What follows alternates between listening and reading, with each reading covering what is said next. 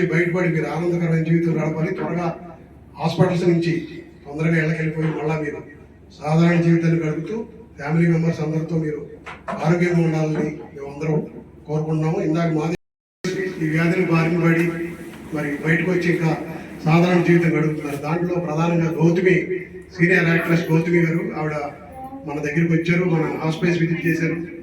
ఆవిడ చెప్పిన మెసేజ్ కూడా అదే, మీరు ధైర్యంగా ఉంటే ఏ వ్యాధినైనా జయించగలుగుతారు. ఆవిడ సర్వైవల్ ఆవిడ.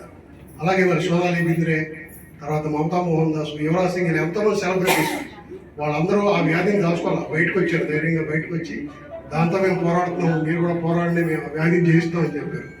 సో వాళ్ళందరూ ఇన్స్పిరేషన్. వ్యాధి గుర్తించగానే సోనాలి బింద్రే ఫస్ట్ ట్వీట్ చేసింది, నేను జీవితాన్ని ఊహించని సవాల్ని ఎదుర్కొన్నాను నా జీవితంలో, ఆ సవాల్ని ఎదుర్కొని నేను బయటికి రావడానికి పోరాడుతున్నాను. అది ఇన్స్పిరేషన్. ఆ ఇన్స్పిరేషన్తో మీరు అందరూ ఇక్కడ ఉండాలందరూ, చిన్న పిల్లల దగ్గర నుంచి ఎంతోమంది మరి బాధితులు ఉన్నారు. సో హాస్పిటల్లో ఇన్ని రోజులు ఉండటం, ఫ్యామిలీ మెంబర్స్ వదిలేసేయడం, ఆర్థిక పరిస్థితులు, మానసిక పరిస్థితులు, వీటన్నింటినీ ఫేస్ చేస్తూ ఉంటారు. మీరు చాలా రకాలైన సంక్లిష్టమైన పరిస్థితులను ఎదుర్కొంటూ ఉంటారు.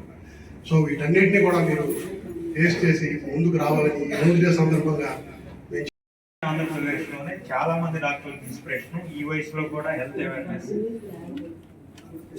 చదువు రాని వాళ్ళకు కూడా అర్థమయ్యే భాషలో హెల్త్ గురించే కాకుండా డిఫరెంట్ టాపిక్స్ మీద తన యూట్యూబ్ ఛానల్లో కానీ అంత అవేర్నెస్ ప్రోగ్రామ్స్ రన్ చేస్తూ ఉంటారు. అట్లాగే ఎప్పుడు కూడా 24/7 సర్వీస్ మోటోతో ఆయన లైఫ్ లీడ్ చేస్తూ ఉంటారు.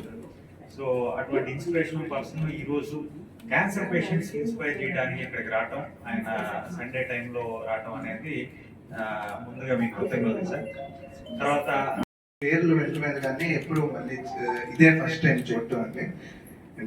వెంకట్రావు సార్ పేషెంట్ పాపం సార్ పంపించారని చెప్పి చాలా లెటర్లు వచ్చి పేషెంట్లు అందరినీ చూస్తుంటే మీ గురించి చాలా గొప్పగా చెప్తా ఉంటారు సార్. సార్ పంపించారు కాబట్టి మీరు ఎలా పంపించారో మేము అలాగే చూసుకుని జాగ్రత్తగా అలాగే ట్రీట్మెంట్ ఇస్తా ఉన్నాం sir. Sir Roots Foundation main cancer doctor అనుకున్నప్పటి నుంచి ఇప్పుడు సార్ అని చెప్పినట్టు అంతకుముందు మన క్యాన్సర్ అనే పదమే ఇంకా వేరే చోట మనకి ట్రీట్మెంట్ కానీ మనం ఇచ్చే హాస్పిటల్స్ కేర్ కానీ ఫస్ట్ టైం సార్ దగ్గరే విన్నాం. అసలు సార్ పేరుతో వచ్చిన ఫౌండేషన్ వీటి ద్వారానే అనుకుంటే ఉండేవాడిని మనం ఓన్లీ ట్రీట్మెంట్ ఇవ్వగలం, చివరి దశల్లో మనం ఏమీ చేయలేకపోతున్నాం అనే దానిలో అప్పుడు నాకు ఫస్ట్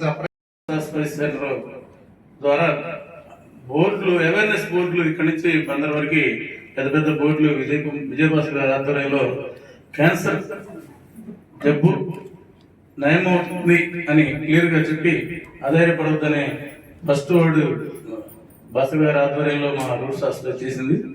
అదేవిధంగా నిన్న చేసిన మన అనారోగ్య పరిస్థితుల వల్ల మనకి జబ్బు వచ్చింది. అంటే వ్యాయామం చేయలేదు, సరైన ఆహారం తీసుకోలేదు, ఈ ప్లాస్టిక్ వీటి వల్ల కొంత కలుషితమైన పదార్థాలు వీటి వల్ల కూడా క్యాన్సర్ వస్తుంది అనేది ఒక రకంగా తెలుసుకుంటున్నాం.